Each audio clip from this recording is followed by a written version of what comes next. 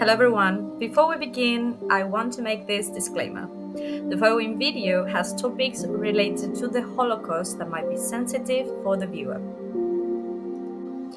Only from this distance does one have a full view of the inferno on the teeming ram. This quote is by Tadeusz Borowski, a Polish writer and journalist whose work we will be analyzing today. As soon as Tadeusz heard that his girlfriend Maria Rondo was captured by Gestapo, he turned himself in and he was sent to Auschwitz in 1943. Later on, he was liberated by the Americans in 1945. And after a year, he and Maria married in 1946.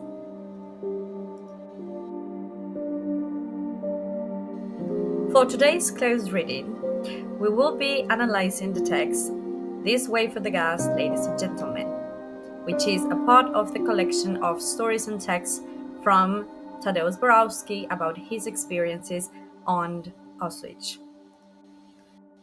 The literary devices that we'll be focusing on today are simile, imagery, symbolism, hyperbole, metaphor, irony, juxtaposition, and allusion. When we are analyzing simile, we want to look for words such as like or as. So let's look at this sentence. The jaws working greedily like huge human insects. So in this way, the author is comparing human jaws with insects. Especially in this text, you will see that he will use comparison to animals and objects to create the sense of dehumanization. Other example of this is the enormous cross on the hood, red as blood, seems to dissolve in the sun. Especially this part of red as blood, where he is comparing the red cross with blood. As another example of simile, we carry them out like chickens, holding several in each hand. In this case, he's referring to dead bodies. So again, he is comparing it to animals to create this sense of dehumanization. One of the things that I like the most about this text is that he uses imagery in such a nice way. It's very direct and it puts you into the character's position and the scene. So here is an example. We can start maybe not reading all of it. I shut my eyes tight, but I can still see corpses dragged from the train, trampled infants, crippled piled on top of the dead, wave after wave, and so on. Taking into account that his writing is very direct, symbolism is not very used. Nonetheless, he refers to the officers' uniforms to express a way of luxury. They are good, they have a good life, but they don't, the prisoners and the people that are captured in the camp. Next, we have hyperbole. Remember that hyperbole is exaggeration, so it's pretty easy to identify it. In sentences such as the heat rises, the hours are endless, endless is the hyperbole. Or each word hurts. Or in other sentence, will starve to death. Metaphor is very similar to simile. But you don't use words such as like or as, you just compare things that emulate what you want to say.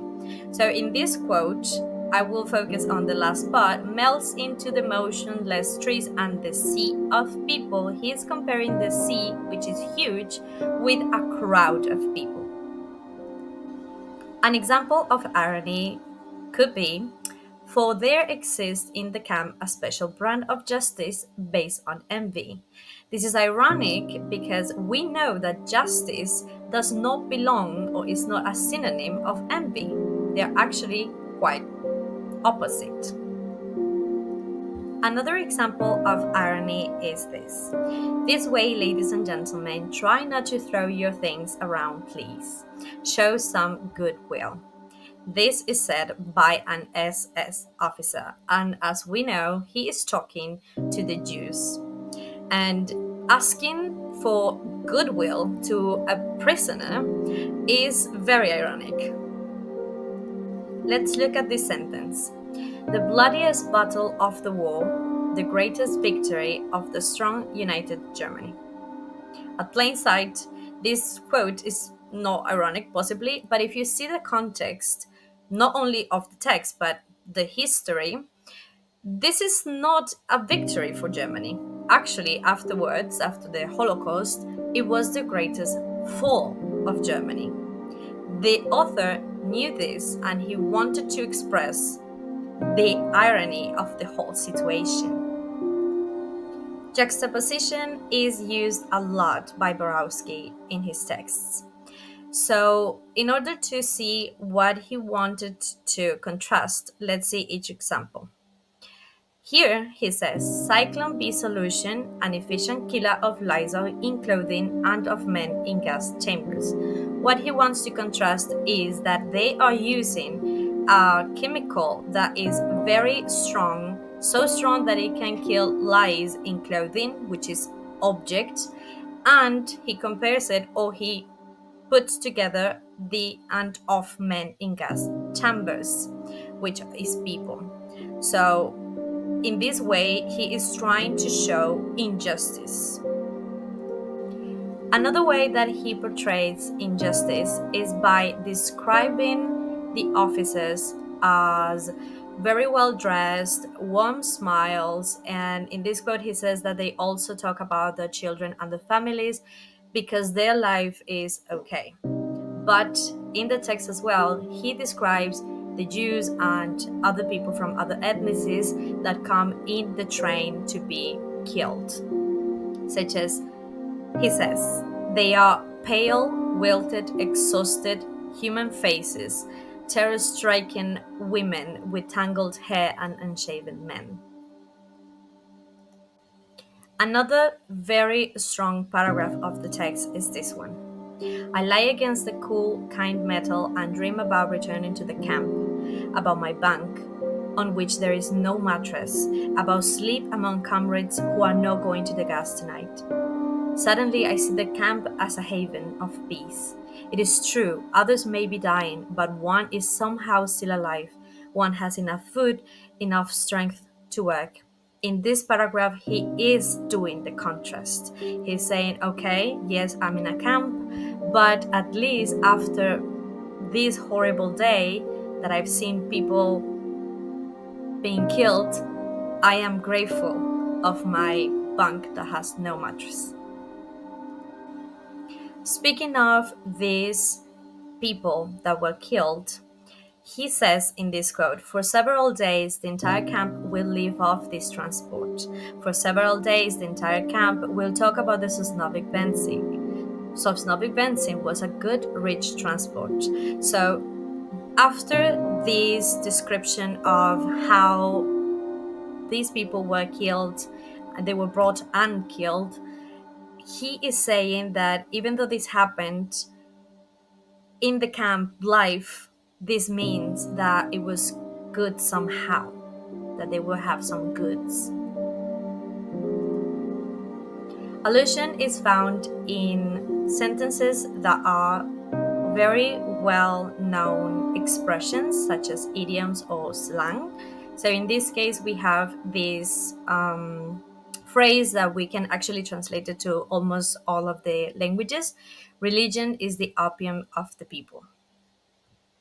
One of the most interesting elements that an author can use in a text are language nuances. In this case, Borowski used what is called Lagersprachen, or the language of the camp. So in this case, we see words such as Spanish goats, Canada, and the Muslims. And we might think that it has something to do with the original meaning of the word. but it's actually not. So, for example, Spanish goats will be crossed wooden beams wrapped in barbed wire. Canada is designated to the people that go to the trains and help with the unloading of them. And the Muslims are the people that have lost the will to live, that are in the camp. They are ready to die. Another language nuance that is used repeatedly in the text is the use of the German expressions. So we will see expressions such as Schade, Wasser, Luft, raus, keine Angst, gemacht. Why he is using this is because he wants to create the sense of being there.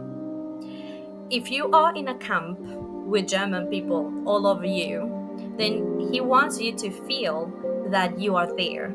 So by giving these expressions or using these expressions, you feel like you can hear these officers talking to you. One thing that you might notice when you read Borowski's texts is that they have a similar theme, which is the Holocaust theme, because this was his experience. His writing is very direct. It portrays brutality and dehumanization. It focuses on human behavior, the depiction of survival, and it shows some uncomfortable truths that are necessary. Furthermore, the characters of his texts seem to have a detached perspective. This comes from the alienation that the author actually experienced himself. This alienation can come across in a way of a survival instinct, and in that sense, it connects to the strangeness, which is a topic that we have already discussed in another lesson. Unfortunately, Tadeusz took his own life in 1951, not long after the birth of his daughter. I want to say farewell to Tadeusz and may his work live forever.